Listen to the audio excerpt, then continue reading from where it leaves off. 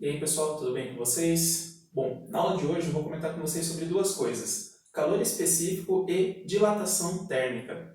Bem, primeiramente, o que é calor específico? Para falar um pouquinho sobre ele, eu vou dar um exemplo, tá? Assim como sempre, quando eu comento sobre temperatura e calor, vamos falar sobre comida, tá bom? Imagina, você está lá naquele almoção, sábado, domingo, sei lá, e aí você tira do forno, se você for carnívoro, você tira aquele pedaço de bife bem suculento que você acabou de grelhar ali. E ao mesmo tempo você também tira do forno um baita de um purê de batata que você acabou de preparar, certo? Os dois estão bem quentes, certo? Aí você coloca lá em cima da mesa, espera 5 minutos e depois volta. Será que os dois alimentos eles vão estar bem quentes assim como eles estavam no começo? Bom, o purê de batata até que ele vai estar relativamente quente. Só que talvez você vai notar que o bife ele já deu uma boa de uma esfriada. Por que isso acontece? Alimentos diferentes, substâncias diferentes, elas têm diferentes capacidades de armazenar a sua temperatura, de armazenar a sua energia interna, certo? Alguns alimentos eles esquentam mais rápido do que outros, outros eles esfriam mais rápido do que outros, certo? Agora um outro exemplo. Imagina que você pega uma panela e você enche ela de água. Aí você coloca ela lá no fogo para esquentar. Você vai notar que ela vai levar cerca de uns 15 minutos para que a temperatura suba até cerca de 100 graus Celsius. Agora, se você pegar a mesma quantidade, só que agora ao invés de ser água, você colocar a mesma quantidade, só que de ferro, você vai notar que vai levar só 2 minutos para a temperatura subir até 100 graus Celsius. Se você colocar a mesma quantidade, só que de prata, o tempo vai ser menos de 1 minuto para você chegar nos mesmos 100 graus Celsius. Notaram que para diferentes substâncias eu preciso fornecer diferentes quantidades de calor para conseguir mudar a mesma quantidade de temperatura? Isso acontece porque substâncias diferentes têm diferentes capacidades de armazenar ou de absorver energia.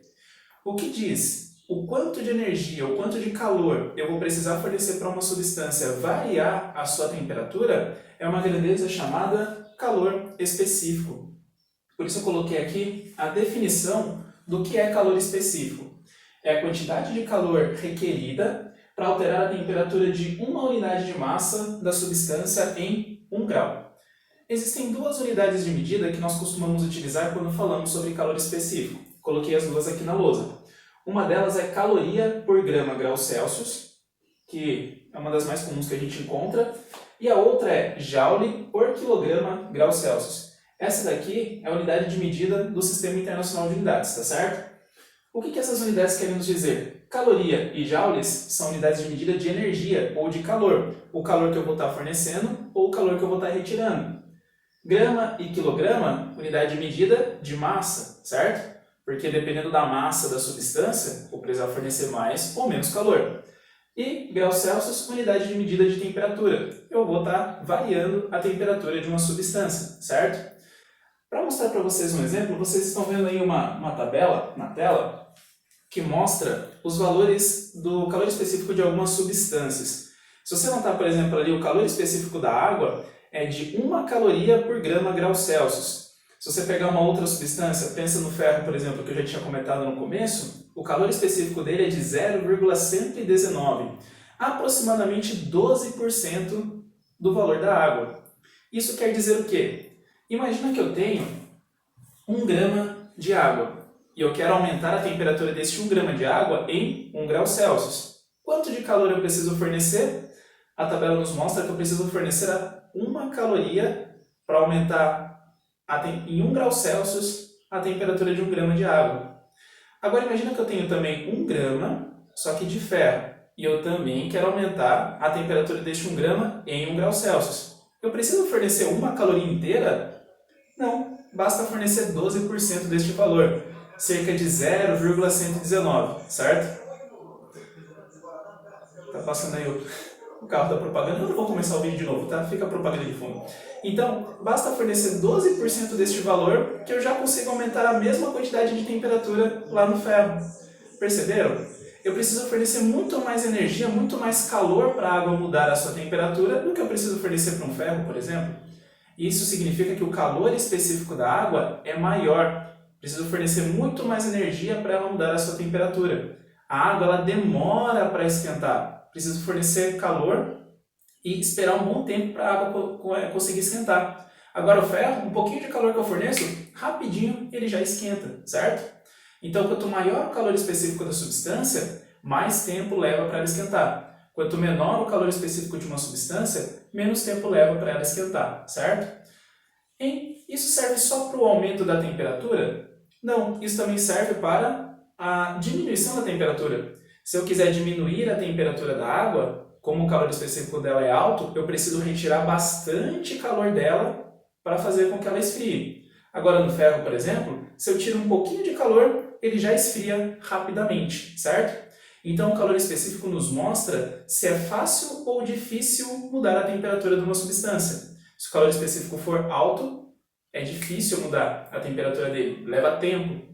Se o calor específico for baixo, rapidinho eu consigo mudar a temperatura de uma substância, certo? Aí, vamos supor que você tem lá uma substância e você quer mudar a temperatura dela, certo? E aí você quer calcular quanto de calor você precisa, quanto de energia você precisa para mudar a temperatura daquela substância.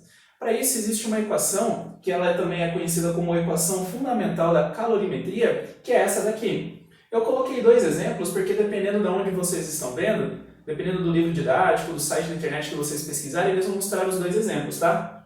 Eu tenho essa daqui, Q igual M vezes C vezes ΔT, ou Q igual a M vezes C vezes Δθ. É a mesma fórmula, certo? O Q significa a quantidade de calor que eu vou estar fornecendo se eu quero esquentar, ou retirando se eu quero esfriar.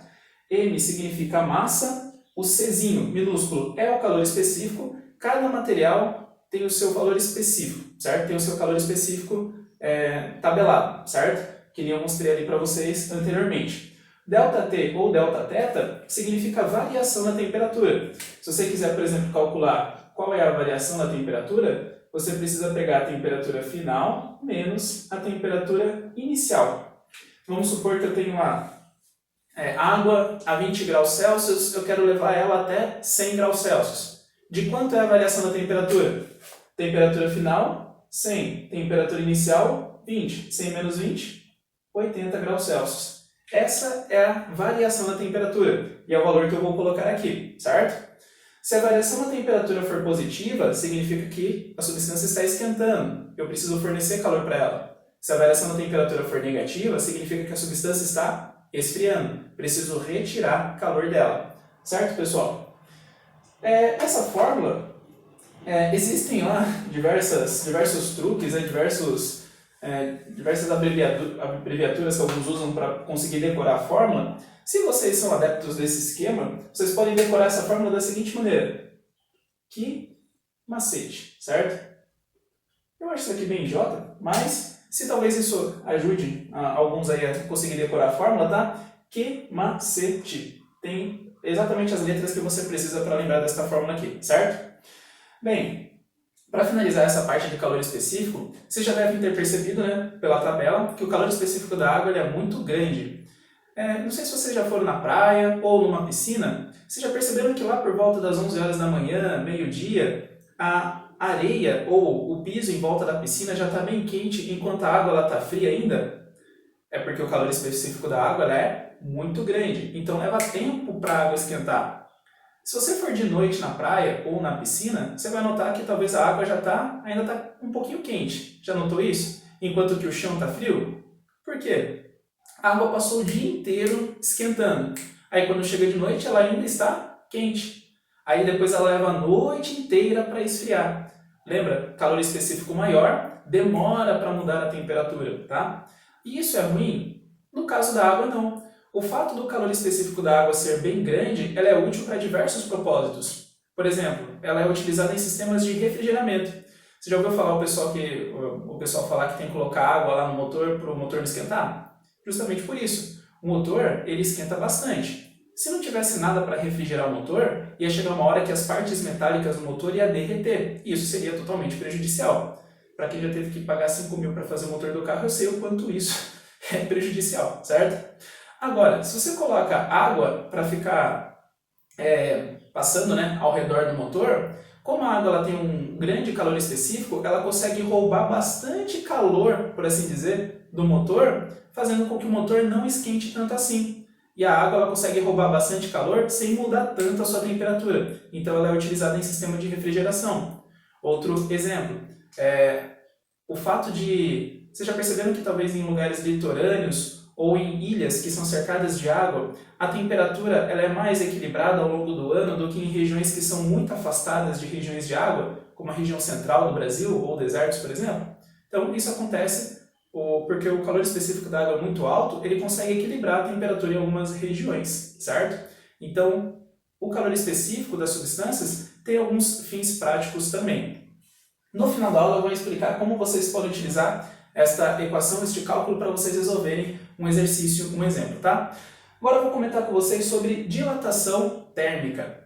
Antes de comentar sobre o que é de fato a dilatação térmica, eu vou mostrar para vocês alguns exemplos onde a dilatação térmica ocorre, certo? Vocês estão vendo aí na tela uma imagem de uns fios de transmissão. Vocês já notaram que esses fios, que às vezes estão nos postes aí, às vezes eles têm essa barriga, eles não são totalmente esticadinhos, né? Mas eles fazem uma curva, né? Meio para baixo. Outro exemplo. Essa próxima imagem, ela mostra o que nós chamamos de junta de dilatação. Algumas pontes bem extensas, elas não são contínuas, mas elas têm essas juntas de dilatação que são como se fossem os dentes de uma engrenagem que se encaixam. Nessa outra imagem que eu estou mostrando para vocês, agora tem aí o piso. Você já percebeu que todo e qualquer piso você tem que colocar o rejunte em volta do piso? Por que que isso acontece? Bem, tudo isso ocorre por conta da dilatação térmica. Quando você aumenta a temperatura de uma substância, você faz o que com as moléculas que a compõem? Elas passam a se mover cada vez mais rápido. E pensa, imagina que você está dentro de uma sala, dentro de um quarto pequeno, cheio de pessoas. Se todo mundo fica parado, vocês até conseguem ficar lá de boa. Agora imagina daí todo mundo começa a pular para toda e qualquer direção. Vocês conseguem se comportar naquele pequeno espaço? Não, vocês precisam de um espaço maior para conseguir se movimentar, não precisa? O mesmo acontece com as moléculas. Quanto mais rápido elas começam a se movimentar, elas precisam de mais espaço para poder realizar o movimento delas. Por isso que quando se aumenta a temperatura de uma substância, quando as moléculas passam a se mover cada vez mais rápido, elas começam a se afastar umas das outras, o que provoca um aumento do tamanho da substância ou do objeto. Isso é o que nós chamamos de dilatação térmica. Você aumenta a temperatura de uma substância, ela vai se dilatar, vai aumentar de tamanho.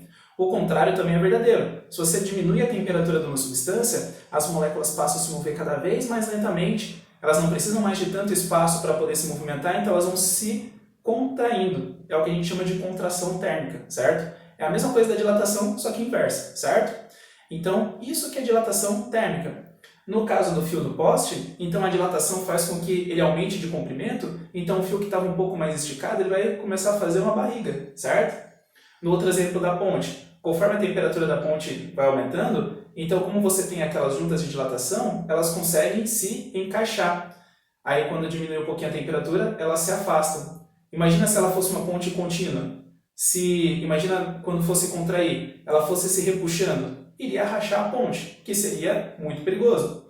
No caso do piso, se você coloca o piso todo um do lado do outro, num dia de calor, o piso iria dilatar e iria começar a quebrar o piso, certo? Por isso que você tem que colocar esse rejunte, que o rejunte permite que o piso ele consiga se dilatar um pouquinho sem estragar toda a obra, certo? Um outro exemplo, nessa outra imagem que vocês estão vendo, agora vocês estão vendo o trilho do trem. Vocês já perceberam que os trilhos do trem eles têm um espaçamento entre eles? Esse espaçamento dos trilhos serve justamente para permitir a dilatação em dias de calor intenso. Se não fosse colocado essas fendas nos trilhos, olha a imagem da direita que poderia acontecer. Na verdade, isso já aconteceu, tá? Então, no dia de calor, o trilho do trem começou a dilatar e ele ficou totalmente torto. Teria como o trem trafegar por aí? Não. Então, isso com certeza daria muito trabalho, certo? Então, a dilatação térmica está presente em vários exemplos do cotidiano e ela também deve ser levada em consideração, certo? Para finalizar o tema de dilatação térmica, eu vou mostrar um exemplo bastante útil e prático da dilatação térmica. É uma coisa chamada lâmina bimetálica. Como o próprio nome sugere, é uma lâmina composta de dois materiais, de dois metais diferentes que estão interligados. sendo que esses materiais eles têm coeficientes de dilatação diferentes. Por exemplo, observe essa primeira imagem. Aí tem uma lâmina bimetálica composta de cobre e de alumínio. A dilatação do cobre é maior do que a do alumínio, certo? Aí ele está mostrando uma lâmpada, mas vamos imaginar que essa lâmina bimetálica está dentro de um ar-condicionado, certo? Então, imagina que o ar-condicionado está funcionando. Qual que é a função do ar-condicionado? Resfriar o ambiente. Só que você quer que o ar-condicionado fique ligado para sempre? Não, uma vez que o ambiente já está frio, não precisa mais de ar-condicionado ficar ligado. Aí você tem que ficar desligando ele automaticamente? Não, você tem que ficar lá ligando e desligando ele? Não, ele consegue fazer isso automaticamente. Como que ele faz isso? Com uma lâmina bimetálica. Então imagina, por exemplo, você tem um ar-condicionado no ambiente. Aí a temperatura começa a diminuir, certo? Aí você tem essa lâmina lá dentro do ar-condicionado. O que vai acontecer com aquela lâmina composta de cobre e de alumínio? Se a temperatura está diminuindo, a tendência deles é contrair, certo? Só que o cobre, como ele tem um coeficiente de dilatação maior, ele vai contrair muito mais do que o alumínio. E aí o que ele vai fazer? Ele vai como se fosse puxar o alumínio para cima. Quando ele puxa o alumínio para cima, você percebe que ele perde o contato com o fio? Se ele perde o contato com o fio, não tem corrente elétrica passando por ali, o ar-condicionado não vai funcionar mais. Agora, imagina que daí o ambiente começa a esquentar. Agora olha essa segunda imagem. O ambiente começa a esquentar. O que vai acontecer com essa lâmina? Ela vai se dilatar. Como o cobre ele dilata mais do que o alumínio, ele começa a empurrar o alumínio para baixo, até o momento que o alumínio encosta ali no fio do circuito e o circuito volta a funcionar, o ar-condicionado volta a ligar. Perceberam como a lâmina bimetálica é bastante útil? Ela é utilizada em sistemas para ativar ou desativar alguns tipos de circuito. Ela tem na geladeira, tem no ar-condicionado, por exemplo, em alguns fornos. Então, essa é a utilidade da lâmina bimetálica, acionar ou desligar circuitos por conta dessa dilatação diferente que ocorre entre esses dois materiais que estão juntos. Certo, pessoal? Bom, esse era o tema da aula de hoje, que eu gostaria de comentar com vocês. Já passei um pouquinho dos 15 minutos que eu tinha planejado para gravar essa aula. Agora, eu vou explicar para vocês um exercício que eu coloquei como exemplo no roteiro para ajudar vocês a realizarem o exercício que eu pedi para vocês resolverem lá do livro, tá? Quem quiser pode parar por aqui, certo? Só dá uma lida lá no exercício resolvido que está no roteiro e tenta fazer o exercício que eu propus. Ou se você quiser ficar esses minutinhos a mais comigo aí, eu vou explicar para vocês o exercício, certo? O exercício que vocês estão vendo aí na tela diz assim: qual a quantidade de calor necessária para aquecer uma barra de ferro de 2 kg de 20 graus Celsius para 200 graus Celsius? Aí ele traz uma informação. O calor específico do ferro é de 0,119 calorias por grau Celsius, certo? Como resolver esse exercício? Primeira coisa de tudo, anota quais são as informações que você tem disponíveis, certo? Então, o primeiro valor que ele fornece ali para você é a massa da barra de ferro. Ali fala que a massa é de 2 kg. Então, eu vou colocar aqui. Massa é igual a 2 kg, certo? Depois ele fala que ele quer aumentar a temperatura de 20 para 200 graus Celsius. Então, eu tenho a variação da temperatura. A variação da temperatura é a temperatura final menos a temperatura inicial. A temperatura final é 200. Temperatura inicial, 20. Então, a variação da temperatura, 200 menos 20, 180 graus Celsius, certo? Isso é o quanto eu quero mudar na temperatura. E depois ele traz mais uma informação. Ele fala que o calor específico do ferro é de 0,119 calorias por graus Celsius, certo? O que ele pede para vocês calcularem? Lá no comecinho do exercício ele pergunta qual a quantidade de calor necessária. Então eu quero saber a quantidade de calor. Para isso, então, eu vou utilizar a equação fundamental da calorimetria, o que macete lá, certo? Que é igual a M vezes C vezes ΔT, certo? Bom, o que eu quero calcular? Então mantenha ele aqui. A massa eu já sei, calor específico eu já sei e a variação de temperatura eu já sei. Só que agora só um detalhe. Basta só jogar as informações aqui dentro? Não, preciso tomar cuidado com uma coisa. Notem aqui a unidade de medida do calor específico. A unidade de massa aqui está em gramas. Dá uma olhada na unidade da massa que eu estou usando aqui. Quilogramas. As unidades não batem. Então, eu tenho que fazer com que a unidade seja parecida com a unidade, tem que ser igual, né? A unidade que está aqui no calor específico. Para isso, basta fazer uma regra de 3. Então, eu sei que 1 quilograma tem 1000 gramas. Logo, 2 quilogramas terão 2000 gramas. Então, 2 quilogramas equivale a 2000 gramas. Agora, vamos ver. Gramas, gramas, graus Celsius, tudo batendo. No final, vou ter a resposta em calorias. Perfeito. Agora, eu posso substituir as informações. Massa, 2000 gramas. Calor específico, 0,119 caloria por grau Celsius, vezes a variação da temperatura, que é de 180 graus Celsius. Aqui é só fazer uma multiplicação simples. 2000 vezes 0,119 vezes 180. Para facilitar a minha vida, vou utilizar a calculadora aqui, certo? 2000 vezes 0,119 vezes 180. O resultado vai dar 42.840, certo? Ó, o grama aqui em cima corta com o grama aqui embaixo, graus Celsius aqui em cima corta com graus Celsius aqui embaixo, sobrou apenas calorias. Então, quanto de calor eu preciso fornecer?